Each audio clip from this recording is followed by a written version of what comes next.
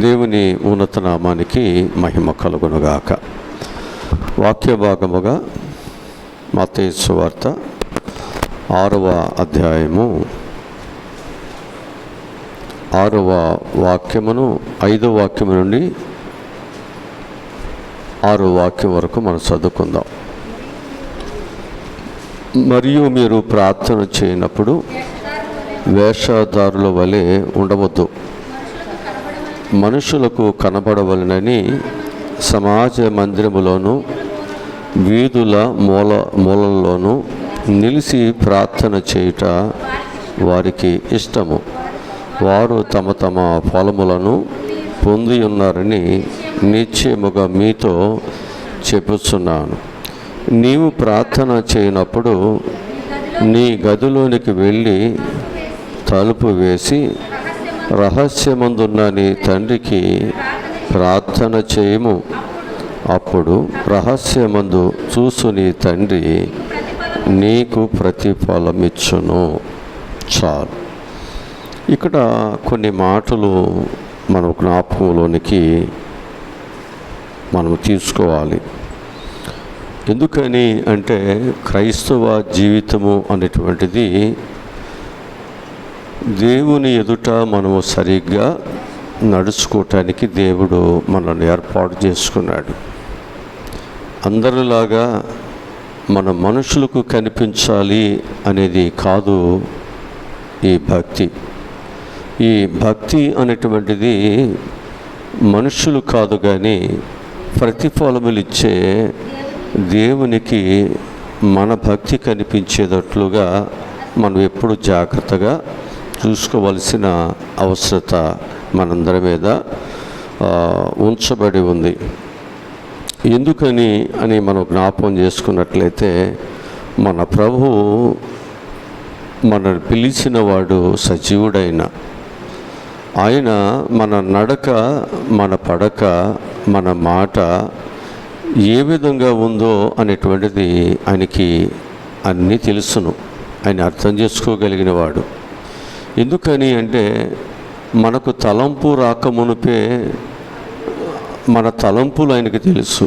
మనకు మాట రాకమునుపే మన మాట ఆయనకు తెలుసు. మనము పుట్టుక మునిపే మన జీవితం ఎలా ఉంటుందో కూడా ఆయనకు అన్నీ తెలిసినవాడు. కనుక ఆ తెలిసిన దేవుని దగ్గర మనం జాగ్రత్తగా మన యొక్క భక్తి భావాలను చూసుకోవలసిన అవసరత మన మీద ఉంచబడి ఉంది. ఎందుకని అంటే ఆనాడు ఉన్నటువంటి శాస్త్రులు కానీ, పరిసయ్యులు కానీ, సదుకాయులు కానీ వీళ్ళందరూ కూడా ఎలా ఉండేవారు అంటే, మేము గొప్ప దైవభక్తి కలిగిన వారిని, మేము లేకపోతే ఈ భక్తి అనేటువంటిది సర్వనాశనం అయిపోతుంది. ఈ భక్తిని మా భుజం మీద వేసుకుని మేము ఒక్కరమే దీనిని లాగగలుగుతున్నాము, సమాజానికి మేము ఒక్కరమే ఈ భక్తిని చూపించగలుగుతున్నాం అనేటువంటి ఒక భావంతో వాళ్ళు ఏం చేసేవాళ్ళు అంటే, వారు పెద్ద పెద్ద అంగీలు వేసుకుని, పెద్ద పెద్ద గడ్డాలు పెంచుకుని వారు ఏం చేస్తూ ఉండేవారంటే, వీధి మొగలులో వారు ప్రార్థనలు చేస్తూ ఉండేవారట. వారు ఎక్కడుండేవాళ్ళు? వీధి మొగల్లో, వారు సెంటర్లో వారు ప్రార్థనలు చేసేవారు. అలాగనే వారు ఆయా స్థలాలలో వారు అగ్రపీఠాన్ని కోరుకునేటువంటి వారు. అందుకు వారి గురించి ప్రభువు చెప్పిన మాట ఏమిటంటే, వారు సున్నము కొట్టిన ఒక సమాధి లాంటి వారు. పైకి వారు తెల్లగా ఉంటారు, కానీ లోపలంతా కూడా కుళ్ళుతోనూ కుతంత్రాలతోనూ వారి యొక్క జీవితాలు ఉంచబడుతున్నాయి. అలాగనే వారి గురించి ఇంకా ఏం చెప్పుకుంటూ వచ్చారంటే, మీరు పళ్ళెమునకు వెలుపల మీరు కడుగుతున్నారు, కానీ లోపల మాత్రము దానిని అలాగే ఉంచుతున్నారు. కనుక మానవుని యొక్క జీవితంలో వారి యొక్క లోపాలను ఎరిగిన దేవుడు మాట్లాడుతున్నాడు. ఆయన మాట్లాడుతున్నప్పుడు మనం ఏం చేయాలంటే, ఆయన మాటలను మనం ఏదో చిల్లిగానో లేదా తక్కువగానో తీసిపారేయకూడదు. ఇది కరివేపాకును కానీ కూరలో వేసుకుని తీసి పారేసినట్లుగా మనం దేవుని మాటలను మనం తీసి పారవేయటం వలన నష్టము అనేటువంటిది మనకే కలుగుతుంది అని నేను జ్ఞాపకం చేస్తున్నాను. ఎందుకని అంటే భవిష్యత్తు జ్ఞానమును, భవిష్యత్తు యొక్క పరిస్థితులను దేవుడు ఎరిగినవాడు. నీకు తెలియకపోవచ్చు నీ భవిష్యత్తు ఏంటో, నీ కుటుంబం యొక్క పరిస్థితులు ఏంటో, నీ బిడ్డల గురించి యొక్క పరిస్థితులు ఏంటో, నువ్వు రక్షణ పొందిన తర్వాత నీ యొక్క పరిస్థితి ఏంటో నీకు తెలియపోవచ్చు. కానీ తెలిసిన దేవుడు నేను నశించిపోవటం ఇష్టం కాదు గనుకనే మనం రక్షించటానికి ఆయన పరలోకాన్ని విడిచిపెట్టి భూలోకానికి ఆయన వచ్చాడు. ఆయన నీ యొక్క భవిష్యత్తు ఏ విధముగా ఒక పాపములో, ఒక శాపములో, ఆ పాపము శాపము ద్వారా నీ యొక్క జీవితమును కొనసాగించడం బట్టి మరలా వచ్చేటువంటి ఆ శిక్ష ఏమిటో, ఆ శిక్ష యొక్క ప్రభావము ఎన్ని తరాల వరకు ఏ విధంగా ఉంటుందో ఆయనకు ఒక్కరికే తెలుసు. కాబట్టి మరి ఆ ప్రభావము నుంచి ఆయన పోలికలో, ఆయన రూపంలో చేసిన నీవు నేను శిక్షించబడకూడదు, నశించిపోకూడదు, మనందరము కూడా రక్షించబడాలని ఆయన తన ప్రాణాన్ని సహితం మన కొరకు ఆయన పెట్టడం జరిగింది. మరి ఇంత మరి ప్రేమ మన పట్ల దేవుడు చూపిస్తూ ఉన్నారు అంటే మన పట్ల ఆయన ఎంత శ్రద్ధ కలిగి ఉన్నారో, మనము ఎంతగా ఆ ప్రభు మనల్ని ప్రేమిస్తున్నాడో మనకు అర్థమవుతూ ఉంటుంది. అందుకే ప్రభు ఏమని ఇక్కడ చెప్తున్నారు అనేది మనం చూస్తే చాలా స్పష్టంగా మనకు కనిపించే మాట ఏమిటంటే, మరియు మీరు ప్రార్థన చేయనప్పుడు వేషధారుల వలె ఉండవద్దు. మన యొక్క జీవితాల్లో మనం ఎలా ఉండవద్దు అన్నాడు? వేషధారుల వలె ఉండవద్దు. అంటే వేషధారణ అంటే ఏంటంటే, ప్రార్థన అనేటువంటి వేషం వేస్తున్నావు, కానీ ఆ ప్రార్థన అనేటువంటి దాని యొక్క నీతిని అనుసరించట్లేదు.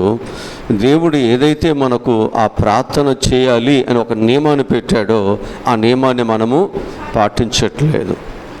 వారు ఎవరు చూడాలని వారు ప్రార్థన చేస్తున్నారు అంటే, వారు మనుషులు చూడాలని వేషధారణతో ప్రార్థన చేస్తున్నారు. అంటే వారు దేవుని యొక్క పేరైతే పెట్టుకుంటున్నారు, దేవుని నామములో ప్రార్థన అయితే చేస్తున్నారు, కానీ ప్రార్థనను ఆలకించే దేవుడు చూసేటట్టుగా ప్రార్థన చేయట్లేదు. సమాజము నా ప్రార్థనను చూసి నేను గొప్ప ప్రార్థన పరులము, మేము గొప్ప ప్రార్థన వీరులము అని సమాజము చెప్పుకోవాలి అన్నట్లుగా వారు ప్రార్థనలు చేస్తున్నారు అన్నారు. వారి ప్రార్థనకు దేవుడు ఏమన్నాడంటే వేషధారి ప్రార్థన అన్నాడు అక్కడ. మరి దేవుని యొక్క పిల్లలుగా, ఆయన స్వరక్తములో కడగబడినటువంటి పిల్లలుగా, ఆయన ప్రేమించినటువంటి బిడ్డలుగా, మన పాపములు శాపములని విడిచిపెట్టి నిజ దేవునటువంటి దేవుని యొక్క మార్గములోనికి వచ్చిన మనము ఇంకా ఆ వేషధారణ అనేటువంటిది మన జీవితాల్లో ఉన్నట్లయితే ఆ ప్రార్థన మనది కూడా వేషధారణ అవుతుంటుంది. కనుక అలా ఉండకూడదు. మన యొక్క జీవితాలలో ఆ వేషధారణతో కూడినటువంటి ప్రార్థన వలన మనకి ఏ ప్రయోజనము, ఏ మేలు అనేది మనకు ఉండదు. కాబట్టి మన ప్రార్థన అనేటువంటిది వేషధారణతో లేనటువంటిదై ఉండాలి. దేవుడు చూసేటట్లుగా మన ప్రార్థనలు మనం చేయాలి. మరి దేవుడు చూడాలి అంటే, దేవుడు వినాలి అంటే, దేవుడు నీ ప్రార్థనకు, నా ప్రార్థనకు దేవుడు ప్రతిఫలములను ఇవ్వాలి అంటే, దేవుడు ఏదైతే మనకు ప్రార్థన ఎలా చేయాలో చెబుతున్నాడో ఆ ప్రార్థన మనము ప్రభు చెప్పినట్లుగానే మనం చేయాలి. ఎవరు చెప్పినట్లుగా? ప్రభు చెప్పినట్లుగానే మన ప్రార్థన చేయాలి. ప్రభు చెప్పినట్లుగా కాకుండా మనం వేరే విధముగా కానీ మనం ప్రార్థన చేసామా, అదేదో మనకు అలవాటుగానో, లేకపోతే ఒక మనుషుని చూసి మనం నేర్చుకునేదిగానో, లేకపోతే ఒక మనుషులు ఇలా ప్రార్థన చేస్తే బాగుంటుంది కదా, వారికి మంచి పేరు వస్తుంది కదా, వారు మనుషులను చక్కగా ఆకర్షించుకుంటున్నారు కదా, నేను కూడా అలా చేస్తే బాగుంటుంది కదా అని అనుకుంటే ప్రతిఫలం మనుషులు కాదు ఇచ్చేది, దేవుడు నీకు ఇవ్వాలి. నీకు రక్షణ అనేటువంటిది మనుషులు కాదు నీకు ఇచ్చింది, దేవుడు ఇచ్చాడు. నీ స్థితిని మార్చేది మనుషులు కాదు, దేవుడు ఒక్కడే. అందుకు మనం ఎవరిని చూడాలి రక్షణ పొందిన తరువాత అంటే మనం కేవలం ఒక దేవుని మాత్రమే మనం చూడాలి. అందుకే ఆయన చూచుచున్న దేవుడు. నా నడక, నా పడక, నా ఆలోచనలు, నా తలంపులు, నా ఊహలు అన్నీ కూడా ఆయన ఎరిగినవాడు, అన్నీ ఎరిగినవాడు. జాగ్రత్తగా ఆయన దగ్గర మన భక్తిని మనం చేయవలసినటువంటి అవసరత మన మీద ఉంచబడి ఉన్నది. ఏమని ఆయన మనకు చెబుతున్నాడు, ఎలా ప్రార్థన చేయమని ఆయన మనకు నేర్పిస్తున్నాడంటే, నీవు ప్రార్థన చేయనప్పుడు నీ గదిలోనికి వెళ్ళి తలుపు వేసి రహస్యమందున్న నీ తండ్రికి ప్రార్థన చేయము. అప్పుడు రహస్యమందు చూసు నీ తండ్రి నీకు ప్రతిఫలము ఇచ్చును. అంటే మనము ఎలా ప్రార్థన చేస్తే ప్రభువు చూస్తాడో, ప్రతిఫలము కలుగుతుందో ప్రభు మనకు నేర్పిస్తున్నాడు. శిష్యులకు దేవుడు ప్రార్థన నేర్పించలేదా? ప్రార్థన ద్వారా కార్యాలు జరుగుతాయని దేవుడు వారిని బలపరచలేదా? కనుక ఈరోజు అనేక సమస్యలతో, అనేక బాధలతో, అనేకమైనటువంటి పరిస్థితులలో మన జీవితాలు ఉన్నాయి. ఆ సమస్యల నుండి మనం విడిపించటానికి దేవుడు మనకు ఒక ప్రార్థన సహవాసమును దేవుడిచ్చాడు. ఆ ప్రార్థన ఎలా చేయాలో కూడా దేవుడు మనకు నేర్పుతున్నాడు. ఆ ప్రార్థనను మనం ఎలా చేయాలి అంటే, వేషధారుల వలె కాకుండా దేవుని యొక్క భయముతోనూ భక్తితో విరిగి నలిగిన మనసుతో మనం ఏం చేయాలంటే, దేవుని ఎదుట మనం చక్కగా ప్రార్థనలు మనం చేయాలి. చూస్తున్న దేవుని ఎదుట మన ప్రార్థన భయముతో ఉండాలి, భక్తితో ఉండాలి. ఎందుకని అంటే మన ప్రభు ఏమీ చెబుటువాడేమీ కాదు. మనము పెద్ద పెద్ద కేకలేమీ వేయవలసిన అవసరం లేదు. ఒకవేళ నీకు నాకు ఏదైనా చెవుడు ఉంటే నీకు చెప్పటానికి నేను గట్టిగా అరవాలి, నీకు అర్థమవటానికి నేను గట్టిగా చెప్పాలి. కానీ ప్రభు నీలాంటి నాలాంటి చెవిటివాడు కాదు. వాక్యం అంటుంది కదా, విననేరక వినున్నట్లు ఆయన చెవులు మందము కాదు, రక్షింపనేరకునున్నట్లు ఆయన హస్తము పురుష కానే కాదు కదా. మరి ఇలాంటి దేవుని దగ్గర, వినగలిగే దేవుని దగ్గర, రక్షించే దేవుని దగ్గర మనం పెద్ద పెద్ద కేకలు వేస్తూ మనం ఏదో పెద్ద ప్రార్థన వీరులు అన్నట్లుగా మనం చేయవలసిన పనేమీ లేదు. దేవుని ఎదుట నువ్వు చక్కని విరిగి నలిగిన, ఆయనకి ఇష్టమైనటువంటి నియమ నిబంధనలను పాటించేవాడుగా నీ మంచిగా ఉండగలిగితే చాలు, దేవుడు తప్పకుండా నీకు సహాయమును చేస్తాడు. ఎందుకంటే అడుగుడి మీకు ఇవ్వబడును, వెదుకుడి మీకు దొరుకును, తట్టుడి మీకు తీయబడును, వెదుకు ప్రతివాడు చక్కగా పొందుకుంటాడు. తప్పకుండా అడుగు ప్రతివారికి దేవుడిస్తాడు, వెతుకు వారికి తప్పక ప్రతిఫలములు దొరుకుతాయి, ఖచ్చితంగా దొరుకుతాయి. కనుక దేవుడు చెప్పిన ప్రతి వాక్యము యథార్థమైనది, దేవుని వాక్యము నమ్మకమైనది. అందుకు మనం చేయాల్సింది ఏమీ లేదు. దేవుడు ఏది చెబితే అది చేసే గుణము నీలో ఉంటే చాలు. ఇక దానికి నువ్వేమి కల్తీ కానీ మరొక దాన్ని కానీ నీవు దానికి ఏమి నువ్వు కట్టాల్సిన పని లేదు, దానికి మరొక దాన్ని జోడించవలసిన పని కూడా ఏమీ లేదు. దేవుడు చెప్పినది చేస్తే చాలు. ఇప్పుడు అబ్రహాము దేవుడు చెప్పినట్లుగానే చేశాడు. ఇప్పుడు అబ్రహాముకు దేవుని ఆశీర్వాదాలు దొరకలేదా? అంతే, ఆయన చెప్పింది చేస్తే చాలు. ఇప్పుడు రాత్రంతా కష్టపడ్డాడు పేతురు, ఆయన చెప్పిన పని చేయలేదా? చేశాడు. ఆయనకి ప్రతిఫలము రాలేదా? వచ్చాయి. కనుక చెప్పిన పని చేస్తే దేవుడు ప్రతిఫలం అనేది మనకి ఇస్తాడు. కాబట్టి మనం చెప్పిన పని చెయ్యం, మనం చాలా ఎగస్ట్రాలు మనం చేస్తాం. ఇది మానవ నైజం. ఇది ఎందుకు ఎగస్ట్రాలు చేస్తామంటే, నేను ఇంకా జ్ఞానము కలిగి ఉన్నాను, నేను ఇంకా భక్తి కలిగి ఉన్నాను, నేను ఇంకా ఏదో చేస్తున్నాను అనేది ప్రజలు ఎదుట మనం చూపించడానికే మనం ఇలాంటి ప్రయత్నము చేస్తున్నాం. కాబట్టి ప్రభు అంటున్నాడు, వేషధారుల వల్లే నువ్వేమీ చేయొద్దు, దేవుడు ఏదైతే చెబుతున్నాడో ఆ పని మీరు చేయండి. అలా తప్పకుండా మనం చేయగలిగినట్లయితే ప్రతిఫలము ఉంది. తప్పక దేవుడు సహాయమును దేవుడు దయచేస్తాడు. దీనిలో ఒక మాటను నేను మీకు చెప్పడానికి ఇష్టపడుతున్నాను. ఆదికాండము 32వ అధ్యాయము 24 నుండి దేవుని వాక్యాన్ని చదువుకుందాం. ఆదికాండము ఒక్కడు మిగిలిపోయాను. అతనితో పెనుగులాడాను, కొట్టెను.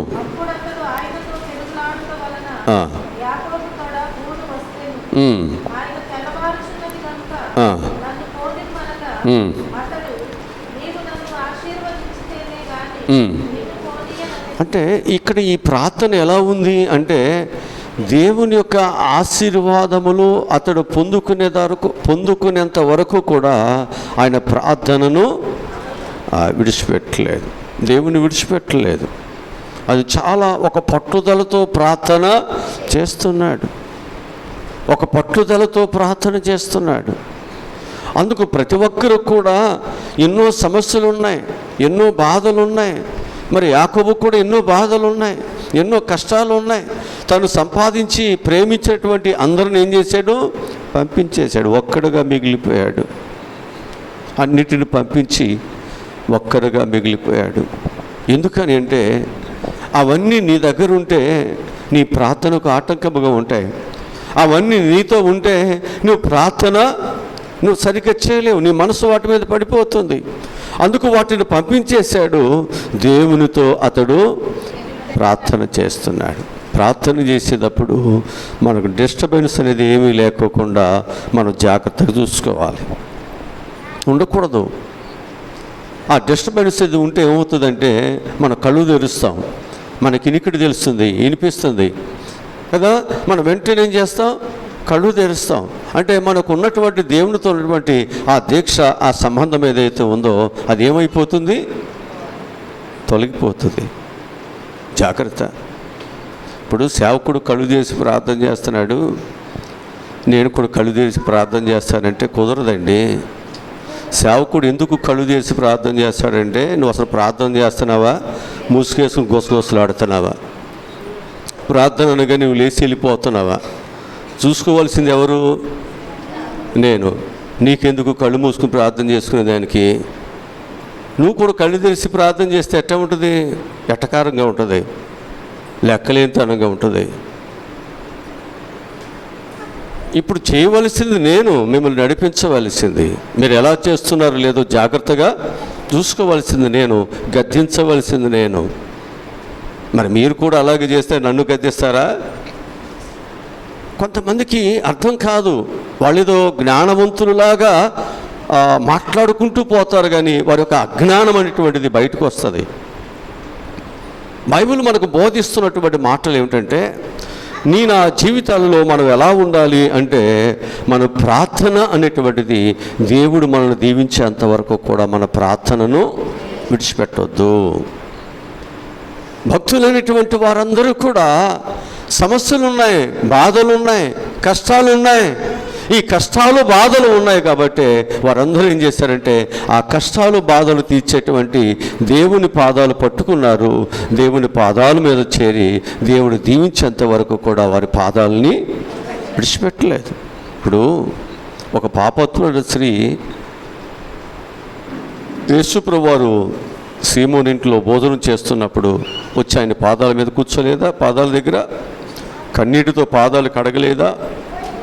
ఆయన తల వెంట్రుకలతో ఆయన పాదాలు తొడవలేదా? ఆమె విస్తారమైన పాపములను దేవుని ఎదుట ఒప్పుకోలేదా? దేవుడు ఏం చేశాడు? ఆమె యొక్క పాపములన్నీ క్షమించి ఆ బిడ్డకు రావాల్సిన దీవెనలను దేవుడు అనుగ్రహించాడు. మనం దేవుడు చెప్పినట్లుగా మనం ప్రార్థన చేయగలిగినట్లయితే తప్పకుండా ప్రతిఫలములు అనేవి దేవుడు మనకు ఇస్తాడు. కాబట్టి అందరూ కూడా చేయాల్సింది ఏమిటంటే, దేవుడు చెప్పినట్లుగా మనందరం ప్రార్థనలు మనం చేయాలి. అక్కడ 2వ రాజుల గ్రంథములో 44వ అధ్యాయము 4వ వచనం నుండి చదువుదాం. 2వ రాజుల గ్రంథము 4వ అధ్యాయము 4వ వచనం నుండి చదువుదాం.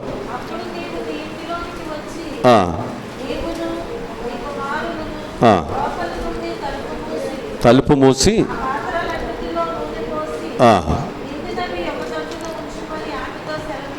సెలవీయగా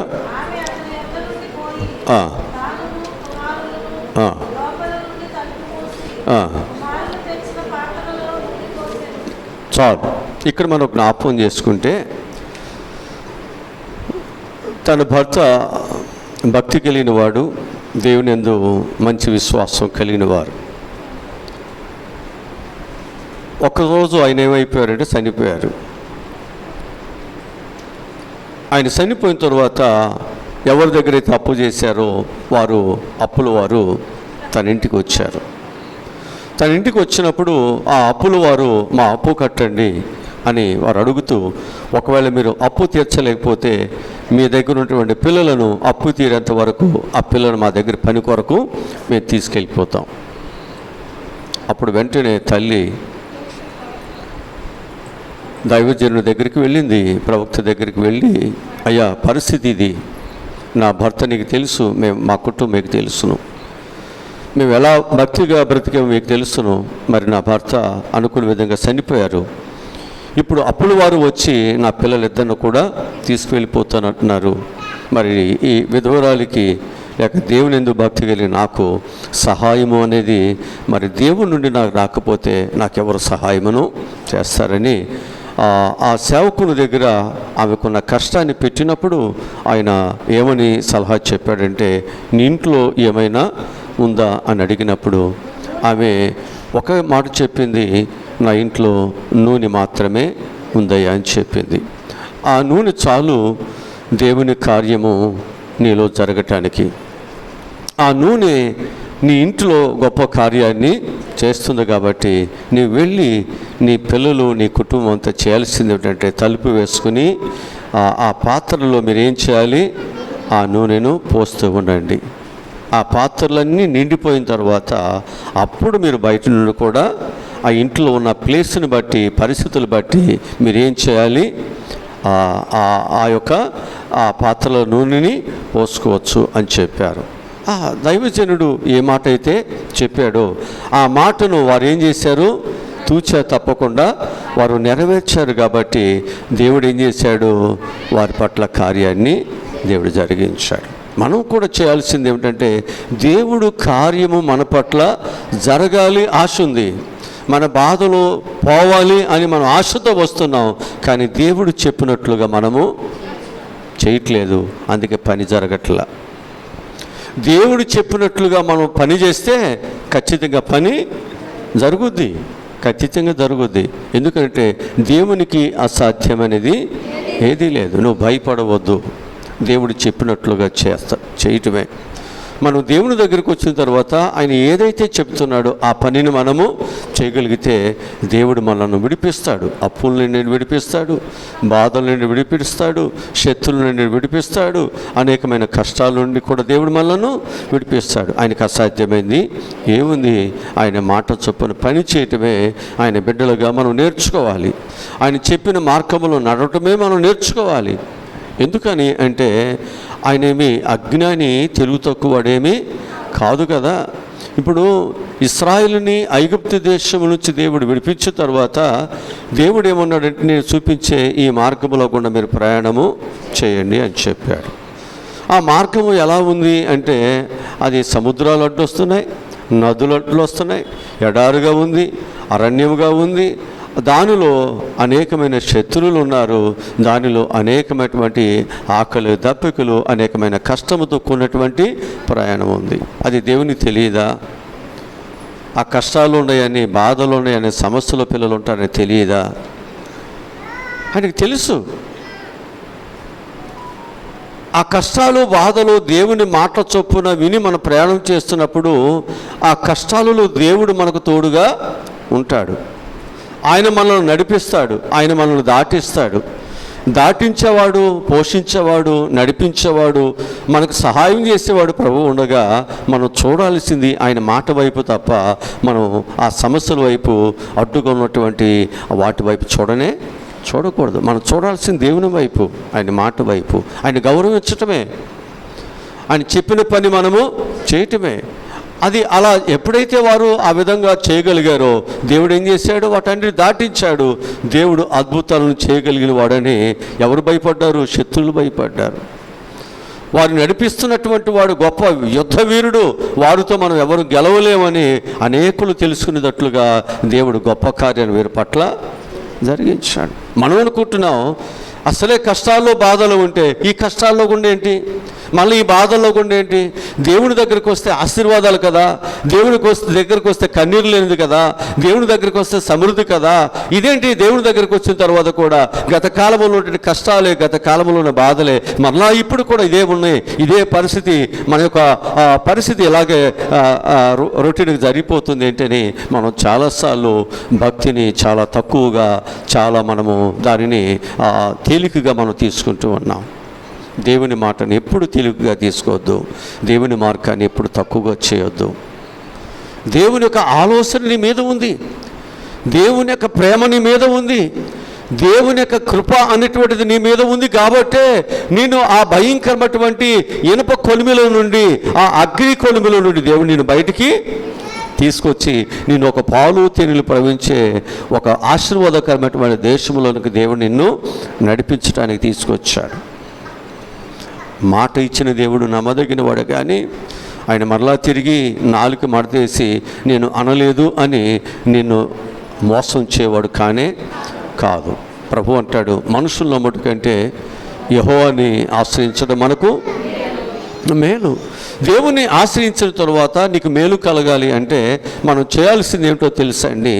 దేవుడు నన్ను దీవిస్తాడు, ఇక అంతే, నీవు నన్ను దీవించేదాకా నేను నిన్ను విడిచిపెట్టను అనేటువంటి మనసుతోనే ఉండాలి. కానీ ఇది దీవించలేదు కదా, ఇక్కడ ప్రార్థన చేస్తే జరగలేదు కదా, నేను మరొక స్థలానికి వెళ్ళిపోతాను, మరొక చోట ఉంటాను అంటే నీకు సరైనటువంటి మనస్సు అనేది నీకు లేదు. నీకు రెండు తలంపులు, రెండు ఆలోచనలు, రెండు ఉద్దేశాలతో మన జీవితాలు ఉంచబడుతున్నాయి. అందుకు ప్రభువు ఇక్కడ చెప్పేటువంటి మాట ఏమిటంటే, ఆ స్త్రీ వెళ్ళింది, తలుపులు వేసుకుంది, దైవజనుడు ఏదైతే చెప్పాడో ఆ పని చేసింది. పని జరిగిందా? పని జరుగుద్ది అంతే. దేవుడు చెప్పిన మాటల్లో సున్నైనను పోనైనను ఏది తప్పిపోదు. దేవుడు ఖచ్చితంగా తన బిడ్డల పట్ల వారి అవస్థతను చూస్తున్నాడు, వారి యథార్థతను చూస్తున్నాడు, వారి బాధలు చూస్తున్నాడు. వారు వేషధారులుగా ఉన్నారా, లేదు యథార్థంగా ఉన్నారా అన్ని దేవుడు చూస్తున్నాడు. ఆ యథార్థతను బట్టి దేవుడు మనకు సహాయమును మనకు దయచేస్తాడు. ఆయన ఎన్నడూ మనల్ని చేయి విడిచిపెట్టేవాడు కాదు. 2వ రాజుల గ్రంథము 33వ అధ్యాయము 4వ అధ్యాయంలోనే 33 వచ్చిన దగ్గర నుంచి చదువుదాం. 2వ రాజుల గ్రంథంలో 4వ అధ్యాయంలోనే 33 నుండి చదువుదాం. తానే లోపలికి పోయి వారిద్దరే లోపల ఉండగా తలుపు వేసి యెహోవాకు ప్రార్థన చేసి మంచం మీద ఎక్కి చాచుకొని తన నోరు వారి నోటి మీదను, వారి కండ్లు వారి కండ్ల మీదను, ఆయన చేతులు వారి చేతుల మీదను ఉంచి ఆ బిడ్డ మీద పొడుగుగా పడుకుని ఉండగా ఆ బిడ్డ యొక్క ఒంటికి వెట్ట పుట్టెను.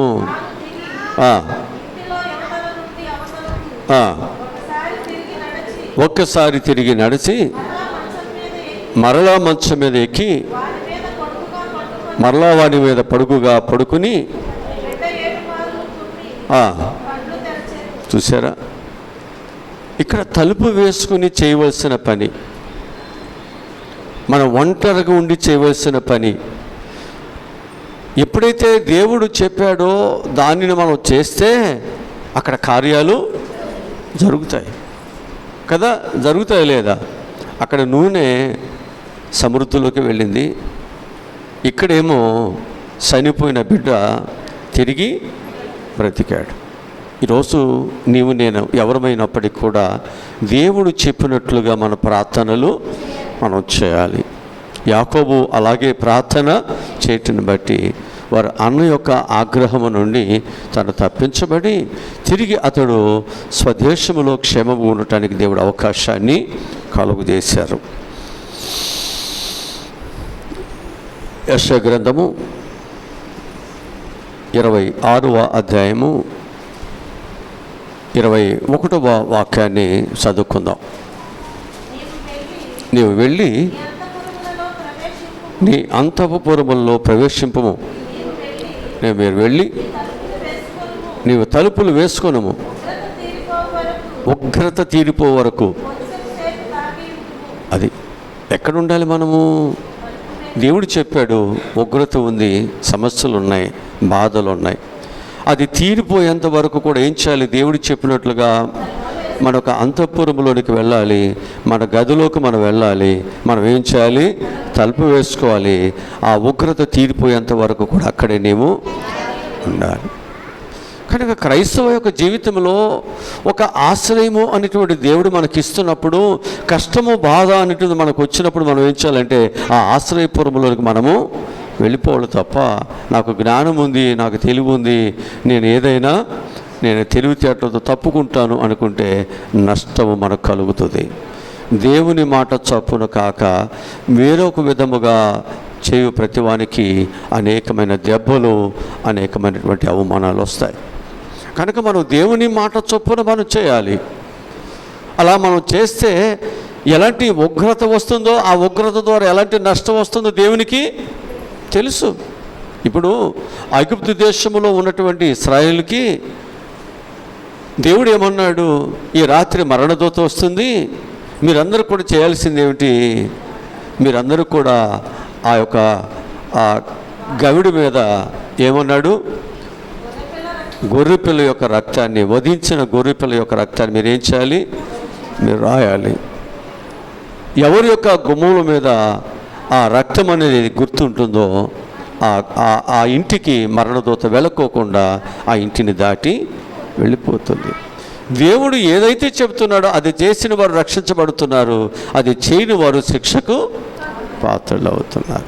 మనందరము కూడా దేవుడు చెప్పినటువంటి దానిని చేయటానికే పిలువబడ్డాం, ఏర్పాటు చేయబడ్డాం. ఆ విధంగా మనం చేయగలిగినట్లయితే దేవుని యొక్క దీవెనలు, దేవుని యొక్క ఆశీర్వాదాలు మనల్ని దాటి వెళ్ళిపోయేవి కాదు. దాటిపోవువాడు కాదు యేసు దైవము.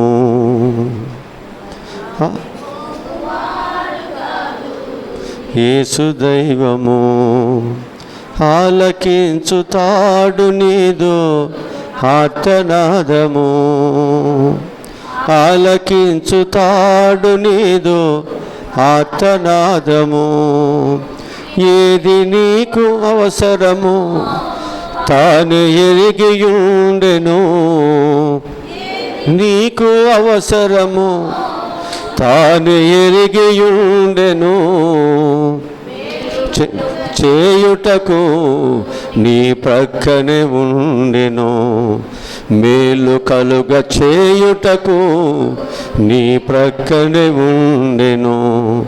దాటిపోవువాడు కాదు యేసు దైవము. హల్లెలూయా. ప్రభు దాటిపోయేవాడు కాదు. దావీదు కుమారుడా కరుణించమని కేక వేసినప్పుడు దేవుడు ఆ గుడ్డి వారిని దేవుడు కరుణించాడు. సృష్టికర్త ఆగిపోయాడు. దేవుడు ఆయనకు సహాయమును దయచేశారు. కనుక నీ వేషధారణ కేకలా, లేక అవసరతలతో ఉండి కేకలు వేస్తున్నామా? లేకపోతే ఎవరినైనా మనము మోసం చేయడానికి కేకలు వేస్తున్నామా? లేక నిజముగా మనం బాధలలో, కష్టాల్లో ఉండి మన కేకలు వేస్తున్నామా? దేవునికి తెలుసు. మనము అవసరతలు ఉండి చేసే ప్రార్థన వేరుగా ఉంటుంది, అవసరత లేకుండా చేసే ప్రార్థన వేరుగా ఉంటుంది కదా. కష్టాలతో, ఇబ్బందులతో ఉండేటువంటి ప్రార్థన వేరుగా ఉంటుంది, ఏమి కష్టాలు లేకుండా చేసే ప్రార్థన వేరుగా ఉంటుంది. ఇది పెదవులతో కూడినదిగా ఉంటుంది, అది హృదయ అంతరంగముల నుంచి వస్తుంటుంది. అది పట్టుదలగా ఉంటుంది, ఇదేమో టైం చూస్తూ చేసుకుని వెళ్ళిపోయేటట్టుగా ఉంటుంది, కాలక్షేపంగా ఉంటుంది. ఇది ఈ టైం వేరు, ఈ ప్రార్థన వేరు, ఆ ప్రార్థన వేరు. అందుకు దేవుడు దేనిని చూస్తున్నాడు అంటే నీ హృదయములో ఉన్నటువంటి ఆ యథార్థతను, ఆ అవసరతను, ఆ కన్నీటిని దేవుడు చూస్తూ దేవునికి సహాయమును అని చేస్తున్నాడు. లేదులే ఇది జరిగితే నెక్స్ట్ ఏమి జరిగినా నాకేమీ పర్వాలేదు, ఇది నాకు వస్తే చాలు, ఆ తర్వాత ఎన్ని కష్టాలైనా నేను తట్టుకోగలుగుతాను అనుకుంటే దేవుడు నీకే సహాయమును చేయడు. కనుక దేవుడు చెప్పేటువంటి మాట ఏంటి అనేది మనం చూసినట్లయితే, ఆ కుటుంబం యొక్క స్థితి దేవుడు ఎరిగి ఉన్నాడు. ఆ కుటుంబంలో దేవుడు కార్యము జరిగించాలంటే ఆ దైవజనుడు ఏం చేశాడు, ఆ ఇంట్లోనికి వెళ్ళాడు. ఆ ఇంట్లో ఏం చేశాడు, మన తలుపుని వేసేసాడు. అక్కడ చేయవలసినటువంటి దానిని దేవుని పేరట జరిగించాడు. అంతే. దేవుడు ఏం చేశాడు, ఆ బిడ్డను మళ్ళా తిరిగి దేవుడు బ్రతికించడం జరిగింది. ఈరోజు నేను కూడా మన కుటుంబాలను, మన బిడ్డలను మరలా తిరిగి మనం బ్రతికింపజేసుకోవాలి అంటే మనం దేవుడు చెప్పినట్లుగా ముందు మనం నడవాలి, ముందు మనం బ్రతకాలి. మనం ఆ విధంగా చేయటానికి నిశ్చయించుకోవాలి. మన జీవితాలలో శరీరము ఎన్నో ఆశలు కోరికలతో ఉంది. మన యుద్ధం చేయాలి. ఎవరితో? శత్రువులతో కాదు, పాస్టర్ గారితో కాదు. మనం యుద్ధం చేయాల్సింది ఎవరితో? మన శరీరము దైవభక్తిని చేయకుండా ఏదైతే నా మీద నన్ను ఆశలకు కోరికలకు అనేకమైన వాటికి ఈడ్చుకుని పోతుందో దానిని నేను ఏం చేయాలి? జయించాలి. కొంతమంది అందం కొరకు ప్రాకులాడతారు, కొంతమంది డబ్బుల కొరకు ప్రాకులాడతారు, కొంతమంది వారి యొక్క జీవితాల్లో మోసపూరితమైనటువంటి బ్రతుకు కొరకు ప్రాకులాడతారు, కొంతమంది శరీర సంబంధమైన ఇచ్చలను, కోరికలను, ఆశలు తీర్చుకోవటానికి పరిగెత్తారు. అంటే అందరూ ఒకే రకంగా యుద్ధం చేయరు, అందరూ ఒకే రకంగా వారి శరీరం ఉండదు. వారి జీవితాలలో ఒకరిని చూసి అసూయపడేది, ఒకరిని చూసి ఏడుస్తూ ఉండేది, మేమే బాగుపడాలి, మా పిల్లలే బాగుపడాలి అనుకుంటున్నది, రకరకాలైనవి ఉన్నాయి. ఇవన్నీ కూడా ప్రభు చెప్తున్నాడు కదా, నీ పొరుగువానిది ఎద్దునైనను గాడిదనైనను నీ పొరుగువానిది ఏది కూడా నీవు ఆశించవద్దు అంటున్నాడు. శరీరం ఏం చేస్తుంది? అంత ఆశలేగా. తెల్ల లేచిన కానించి వాళ్ళు ఇల్లు కట్టుకున్నాడు చూడు, మేము కూడా ఇల్లు కట్టుకుంటే బాగుండు. వాళ్ళు చూడు పట్టు చీర కట్టుకొని చూడు, నాకు కూడా పట్టు చీర ఉంటే బాగుండు కదా. వాళ్ళు చక్కగా నగలు వేసుకున్నారు చూడు, నాకు కూడా నగలుంటే బాగుండు. ఉంటుందా లేదా? ఒకరిని చూసి మనకు ఉంటుందా? అంటే మన ఆశ ఎవరిని చూసి వస్తుంది? ఏదైతే మనకు కంటికి కనిపిస్తుందో దానిని బట్టి మనకు ఆశలు, కోరికలు మనకి వస్తూ ఉంటాయి. అది మనకు లేకపోవచ్చు, కానీ చూడగా ఆశలు అనేవి మనకు వస్తాయి. ఇప్పుడు మనం చూస్తే ఏదైనా తోటలో ఆ తోట మధ్యలో ఉన్న పండు చూడటానికి ఎలా ఉందంట? రమ్యంగా ఉందంట. చూడగానే ఏమైంది? ఆశ కలిగింది, అది తినాలి. అసలు అది తినకపోతే ఇంక నా బ్రతికెందుకు, ఈ జీవితం ఎందుకు? అసలు ఈ జీవితం దేని కొరకు? అలాంటి వాటిని తినాలి, త్రాగాలి, సుఖించాలి. ఇది సుఖించబోతే ఈ బ్రతుకంతా వేస్ట్ కదా. ఈ లోకంలో ఈ జీవితం అంతా ఏది తినకుండా ఊరినే కూర్చుంటే ఉపయోగం ఏంటి? కనుక అందిన కాడకి సమయంలో, వయసులో చేయవలసిన, అనుభవించవలసిన అన్ని పనులు చేసేస్తే ఆ చివరికి దైవభక్తిలోకి రావచ్చు. ఎప్పుడు? ఆ చివరిలో. ఈ ముసోళ్ళ వ్యవహారం అదే. వీళ్ళు అప్పటికి వస్తారు, అంతా అయిపోయినాక ఊగులాడిపోతా, కాళ్ళొంగో చేతులొంగో, కాసేపు కూర్చోలేరు, కాసేపు ఉండి ప్రార్థన చేయలేరు. టైం అయిపోయిందా ఇప్పుడు దాకా? ఇది ఈ ఆకలి తట్టుకోలేరు, ఆ బాధలు తట్టుకోలేరు. అంటే ఊరు పొమ్మంటుంది, కాడి రమ్మంటుంది. ఇక అన్నీ రిటైర్డ్ అయిపోతాం, అంత అయిపోతుంది కదా. ఇక అందుకని మనల్ని ఏం చేస్తారంటే ఇక వదిలేస్తారు కాబట్టి ఇక మనము దైవ సన్నిధికి వెళ్ళాలి. అంటే సుమారుగా మనం లోకమంతా మనల్ని వాడేసుకుని విడిచిపెట్టిన తర్వాత లాస్ట్ స్టేజ్ ఏది అంటే దైవ సన్నిధి. ఇక్కడ బైబిల్ మనకు బోధిస్తున్నటువంటి మాట ఏమిటంటే, మనందరము కూడా మన ప్రార్థన ఎలా చేయాలి, ఎలా ఉండాలి అంటే ప్రభు మనకు నేర్పించే పాఠం ఏమిటంటే, ఆయన ఏదైతే చెబుతున్నాడో ఆ విధంగా మనం చేయగలిగితే మంచి ప్రతిఫలాలు దేవుడు ఇస్తాడు. నీ ప్రార్థనకు ప్రతిఫలాలు ఉన్నాయి. ప్రార్థన యథార్థమైనది, ప్రార్థన గొప్ప కార్యాలని చేపడుతుంది, మీకు ఇస్తుంది. అందుకే మీరు అవసరతలున్నా, కష్టములున్నా ఏం చేయమన్నాడు? ప్రార్థన చేయండి, ప్రభు మీకు సహాయమును చేస్తాడన్నాడు. అదే ఇక్కడ మనకు వాక్యం చెబుతుంటుంది. ఆ ప్రార్థన ఎలా ఉండాలి అంటే ప్రతిఫలములు అనుగ్రహించేటట్లుగా దేవుడు చెప్పినట్లుగా మనము చేయాలి. ఎలా చేయాలి? దేవుడు చెప్పినట్లుగా మనం చేస్తే ప్రతిఫలాలు వస్తాయా? ఖచ్చితంగా వస్తాయని చెప్పేసి మీకు జ్ఞాపకం చేస్తూ ఉన్నాను. ఇంకా మనము మత్తయి సువార్త 14వ అధ్యాయము 23వ వాక్యం చదువుదాం.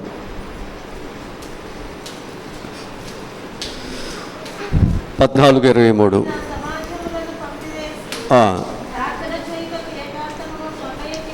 కొండ ఎక్కిపోయి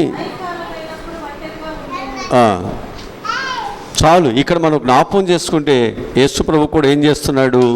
ప్రార్థన చేస్తున్నాడు. ఎలా చేస్తున్నాడు? ఆయన ఏకాంతముగా కొండ ఎక్కాడు. తన దగ్గర ఉన్న జనులందరినీ ఏం చేశాడు? పంపించేశాడు. ఆయన ఏకాంతముగా ఉండి ఏం చేస్తున్నాడు? ప్రార్థనలు. అంటే నీ ప్రార్థనకు ఏ అభ్యంతరము ఆటంకములు ఏమీ లేకుండా ఉండాలి. ఎందుకంటే మనం ఏదైనా మాట్లాడుకునేటప్పుడు ఎవరైనా మాట్లాడితే మాట్లాడుకుని నేను అనుకుంటామా? ఒక పెద్దవాళ్ళతో మనం మాట్లాడుతున్నప్పుడు మరొకరు అక్కడ మాట్లాడటానికి వీలు లేకుండా జాగ్రత్త చూసుకుంటాం, డిసిప్లిన్గా. అట్లాగ ఒక దేవాది దేవునితో మనం మాట్లాడుతున్నప్పుడు మన ప్రార్థనకు ఆటంకములు కలిగించేటువంటి ఎవరు కూడా అక్కడ ఆ డిస్టర్బెన్స్ లేకుండా ఒక ప్రశాంతతను మనం అక్కడ చూసుకోవాలి. ఒకవేళ అలాంటి డిస్టర్బెన్స్ ఎదురైతే మనం దేవునితో మనం హృదయపూర్వకంగా మాట్లాడలేం. అందుకే యేసు ప్రభు వారు కూడా ఏం చేస్తున్నాడు? ఏకాంతముగా ఉండి ప్రార్థనలు. యాకోబు కూడా చేశాడా? ఏకాంతముగా ఉండి ప్రార్థనలు మనం చేస్తున్నాడు. మనం కూడా చక్కని ప్రార్థనలు మనము చేయగలిగినట్లయితే దేవుడు ఖచ్చితంగా దేవుడు మనకు సహాయమును ఆయన చేస్తాడు. మంచి ప్రతిఫలములు దేవుడు మనకు అనుగ్రహిస్తాడు అని చెప్పి నేను మీకు జ్ఞాపకం చేస్తూ ఉంటున్నాను. అపోస్తుల కార్యగ్రంథములు 9వ అధ్యాయము 40వ వాక్యాన్ని మనం చదువుదాం. అపోస్తుల కార్యగ్రంథము 9వ అధ్యాయము 40వ వాక్యాన్ని మనం చదువుదాం. పంపి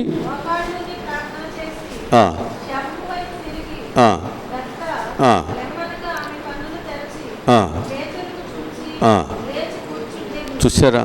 అక్కడ కూడా ఒక వ్యక్తి చనిపోయింది. ఆ చనిపోయిన వ్యక్తి దగ్గరికి పేతురు వెళ్ళి ఏం చేశాడు? మోకాళ్ళు ఉంచాడు. అందరిని పంపించేశాడా? నేను ప్రార్థన చేస్తాను కదా, అందరూ చూడాలని కాదు అక్కడ. ఇక్కడ నేను ఒక అద్భుతమైన కార్యం చేస్తాను కదా, అందరూ చూడాలి. ఇవాళ మనం చూస్తే అందరూ చూడాలని ఉంది. అందరూ చూస్తే ఏం చేస్తారు? ఇంక 10 మందిని వెంటేసుకుని వస్తారు. కానీ ఇప్పుడు ఇక్కడ ప్రార్థన చేసేది ఎవరు చూడాలి? దేవుడు చూడాలి. అంటే ప్రతిఫలం ఇచ్చేది ఎవరు? దేవుడు. అందుకు ఇప్పుడు ఈయన ఏం చేశాడు? అక్కడ ఉన్న వాళ్ళందరూ పంపించేసి ఈయన ఏం చేస్తున్నాడు? అక్కడ మోకాళ్ళు వచ్చి ప్రార్థన. ప్రతిఫలం వచ్చిందా? కార్యం జరిగిందా? అంతే, కార్యం జరుగుద్ది. అందరూ చూస్తే కార్యం జరగదండి కదా. అందరూ చూస్తే కార్యం జరగదు. దేవుడు చూస్తేనే కార్యము జరుగుద్ది. ఆయన వింటే దేవుడు కార్యాన్ని జరిగిస్తాడు. భక్తులైన వారు ఎలా నడుచుకుంటూ వెళ్ళారో అందుకంటాడు పౌలు, నేను క్రీస్తును పోలి నడుస్తున్నాను, మీరు కూడా నన్ను పోలి నడుచుకోండి. మనందరం కూడా అదే చేయాలి. అందరూ వెళ్ళిపోయినా అన్న వెళ్ళిపోలేదు. అన్న అక్కడే ఉండి ప్రార్థన చేసుకుంది. దేవుడు ఇశ్రాయేలుకి 350 సంవత్సరాలు దేవుని స్వరము లేక భయంకరమైనటువంటి చీకటిలో భయంకరమైనటువంటి పరిస్థితులు ఉంచబడి ఉండగా దేవుడు వారిని రక్షించటానికి, దేవుని స్వరం మరలా తిరిగి వారి దగ్గరికి రావటానికి బాలుడైన సమయాలు దేవుడు ఆ తల్లి ప్రార్థన ద్వారా దేవుడు అనుగ్రహించాడు. ఆ తల్లి యొక్క ప్రార్థన బలమైనది కాబట్టే ఆ ప్రార్థన జీవితం మళ్ళా కుమారుడు సంపాదించుకుని ఆ బిడ్డ కూడా అనేకుల కొరకు ప్రార్థనలు చేసి ప్రయోజకుడిగా ఉన్నాడు. ఎప్పుడైతే మనం ఒక మంచి భక్తి భావాలతో నడుస్తున్నామో మన వెనుక మన పిల్లలు నడుస్తారండి, చూస్తారు. మనము అనేకులు మనం చూడాలని మనం నడవద్దు, నువ్వు భక్తిని చేయటం నడవండి. అనేకులు నీ భక్తిని చూసి, నీ క్రమశిక్షణ చూసి, నీ ప్రార్థన జీవితాన్ని చూసి అనేకులు నీ దగ్గరికి వాళ్ళే వస్తారు. మనుషులు చూడాలని వద్దు, దేవుడు చూసేటట్టుగా ఆయన చెప్పిన నియమ నిబంధనలు ఏదైతే ఉన్నాయో అది పాటించండి చాలు. దేవుడి కార్యాన్ని ఆయన జరిగిస్తాడు. పాటించటమే మనకు అవసరం. ఆయన చెప్పిన పని మనము చేయటమే మనకు అవసరము. అది చెప్పిన పని చేయగలిగితే దేవుడు పట్టజాలని ఆశీర్వాదములు దేవుడు మనకు అనుగ్రహిస్తాడు. మన వాక్యముల నుండి ఒక మాటనే మీకు చెప్పాలని ఆశపడుతున్నాను. అపోస్తుల కార్యగ్రంథము 12వ అధ్యాయము 5వ వాక్యం చదువుదాం. 12:5 ఉంచబడిను అతని కొరకు ప్రార్థన చేసుండెను. 13 వచ్చిన దగ్గర చదవండి.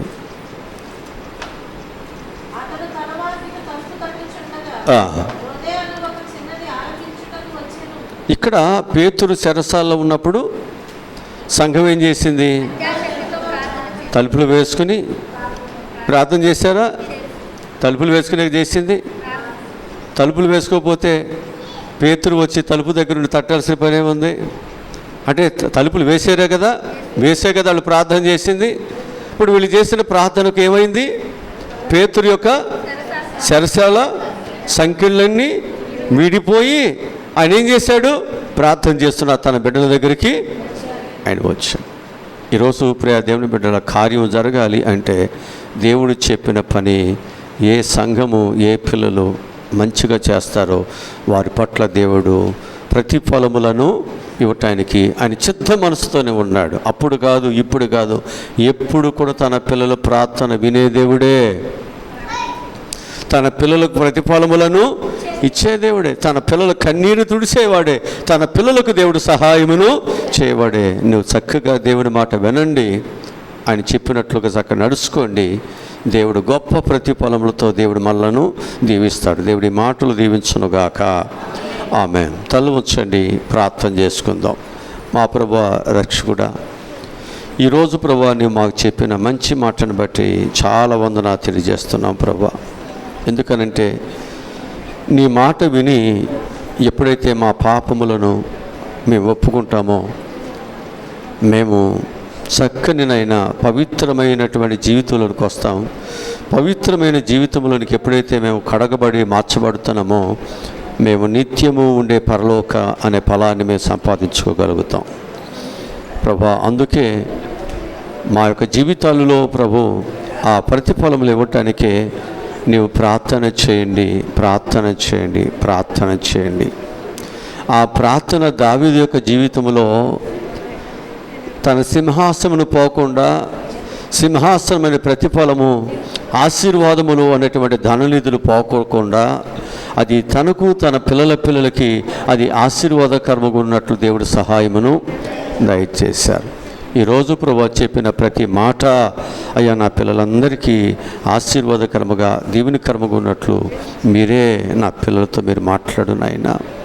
మీరు మాట్లాడారు, విని విడిచిపెట్టి వెళ్ళిపోవటం కాదు. నేను ఆ విధంగా దేవుడు చెప్పినట్లుగా నా ప్రార్థన, నా జీవితము ఆయన చెప్పినట్లుగా ఉందా? నేను అలా నడుస్తున్నానా లేదా? ఒకవేళ నా సొంత ఆలోచనతో, సొంత ఉద్దేశాలతో ఒకవేళ నా జీవితం ఉంచబడిందా? ఎప్పటికప్పుడే అయా మమ్మల్ని మేము పరిశీలన చేసుకుంటూ మమ్మల్ని మేము సరి చేసుకునేటువంటి నాయన మంచి మనసుతో ప్రభు మేమందరూ ఉండట సహాయములను దయచేయండి. మనస్సును కఠినపరుచుకునేవాడు కీడులో పడతాడన్నావు. మనస్సును కఠినపరచుకోవటానికి కాదు దేవుడు మనతో మాట్లాడేది, సరిచేసుకోవటానికి, దిద్దుకోవటానికి, దేవుని బిడ్డగా రూపాంతరం చెందటానికి, దేవుడు నీ ప్రార్థన విని నీకు ప్రతిఫలములను ఇవ్వటానికి దేవుడు మనతో మాట్లాడుతున్నాడు. మనం వినుటూ మాత్రం వింటున్నాం, తిరిగి మళ్ళీ యథావిధిగా మన జీవితాల్లో వెళ్ళిపోతున్నాం, మన బ్రతుకులో వెళ్ళిపోతున్నాం. మళ్ళీ మన స్నేహాలు, మన మాటలు, మన ఆలోచనలు, మన సంబంధాలు విడిచిపెట్టలేదు.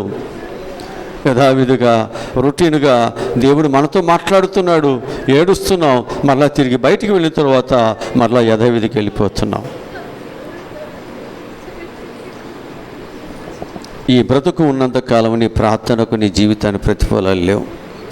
ఎప్పుడైతే నువ్వు యథార్థతలకు వచ్చి మనసు మారి రూపాంతరమును చెంది విరిగి నలిగిన మనసుతో, దేవుని భయముతో, వణుకుతో ఎప్పుడైతే దేవుని రక్షణ పాత్రను గట్టిగా పుచ్చుకొని చక్కగా నువ్వు భక్తి చేస్తున్నావో దేవుడు గొప్పగా దేవుడు నీకు సహాయమును చేస్తాడు.